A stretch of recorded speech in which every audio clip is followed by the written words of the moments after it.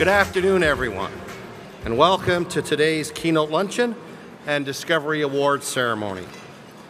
To get us started, I want to invite Colin Andersen, CEO of the Ontario Power Authority, to the podium. Colin will outline the Ontario Power Authority's Energy Conservation Project Award being announced today as part of our Student Competitions Award ceremony. Would you please welcome Colin Andersen.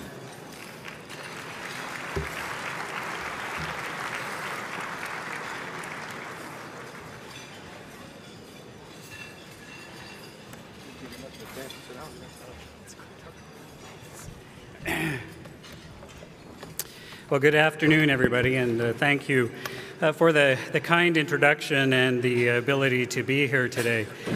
Today's been one of those kind of days for me. I'm still a little bit out of breath. I had to run over from our board meeting, and I literally mean run over.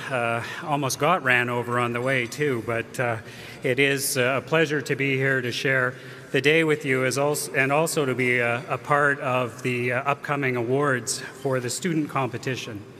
This is the third year that the Ontario Power Authority has sponsored this competition in partnership with the Ontario Centres of Excellence.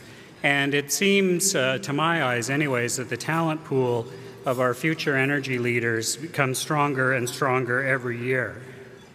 And at this time more than ever, we at the Ontario Power Authority feel that it's very important to nurture and encourage the next generation of science and technology experts. And actually, this is a subject that spontaneously came up at our board this very morning. And this means that we desperately need you, the young people in this room today, to find creative solutions to tomorrow's energy issues. And there are a lot of energy issues that we need to address. The projects team up students who are hungry for experience and who care about energy conservation with some of Ontario's leading companies. This year, we've been supporting 35 projects that includes 139 students, 12 institutions, and 30 companies, including 2 LDCs. And we've had really tremendous feedback from our students who've participated in this program in previous years. Our surveys show that 80% of those who finished the program were considering jobs in the energy sector. And we're all competing for the same demographic, and that's really good news for the energy sector to get that level of interest.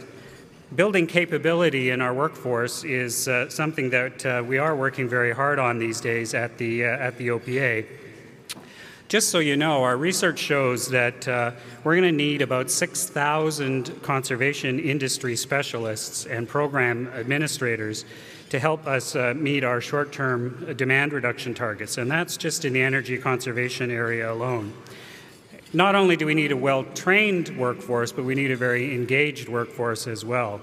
And that's to help us ensure that we have a reliable, sustainable, and cost-effective electricity system for the future.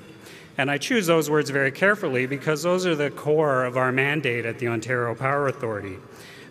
Reliable, sustainable, and cost-effective electricity system. For those of you who don't know much about us, it's our job to contract for new electricity resources, to plan for the long term. We take a 20-year, 50-year outlook on our electricity system, and we also coordinate conservation efforts. And here's a few things that you may not know about Ontario and our plants here, because we're really leading North America in a number of areas. We have some of the most ambitious conservation targets of all North America. We've got a reduction in peak demand of about 7,100 megawatts, 28 terawatt hours by 2030.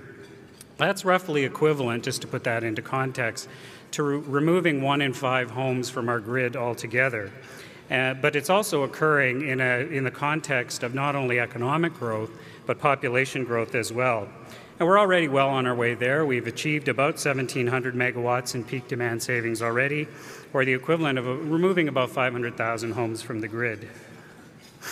Conservation programs that the OPA has been delivering have acted as a catalyst and are helping to turbocharge conservation efforts in the province. And in an era of rising costs, consumers and businesses really do need conservation more than ever. But that's just one part of our focus at the Ontario Power Authority. We're in the midst of a very busy period. We're working on our next long-term plan, our plan for the electricity system in this province for the next 20 years. It includes expanding our transmission system, refurbishing our nuclear supply, building on our renewable resources, like the solar panels that you see on homes and building rooftops across the province, the wind farms, the solar farms in the countryside.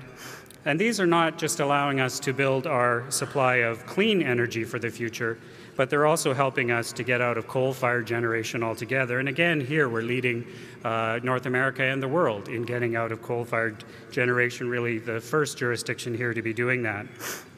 So all of these initiatives put Ontario on the map, and we've received kudos for our innovations from around the world, from heavyweights like Al Gore and others. And it's this same spirit of innovation that underlies our Technology Development Fund at the Ontario Power Authority, which provides support for accelerating the commercialization of technologies to promote supply and to curb demand for electricity as well. And we're also fostering innovation through the Conservation Fund, which we use to incubate pilots, which become tomorrow's conservation programs. And another good thing about these funds is that they leverage more participation on a 4-to-1 ratio largely with other participants as well, including the Ontario Centres of Excellence. So it goes without saying that it's the same spirit of innovation that we've seen right here in your projects and in the work that we do with the Ontario Centres of Excellence. And with that, I just want to thank all of you, to congratulate all of the students who participated in the projects, including the ones who will win the awards. And with that, I'm going to turn the microphone back and wish you all a good rest of the day. Thanks, everybody.